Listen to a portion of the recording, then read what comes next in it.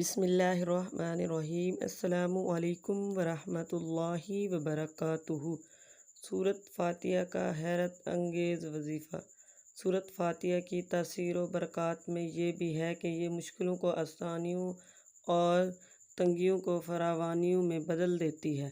اس سے انسان پر حقیقی برکت و سعادت کا راستہ کھلتا ہے، ذہنی کرب، فکری الجھنوں اور پریشانیوں سے نجات ملتی ہے، غم و عالم اور غم و اندوزہ رفع ہوتے ہیں، بیمار کو تندرستی ملتی ہے، تنگ دست کو فراخی رزق عطا ہوتی ہے، محروم کو فتح نصیب ہوتی ہے اور سب غموں اور دکھوں کا مداوع ہو جاتا ہے۔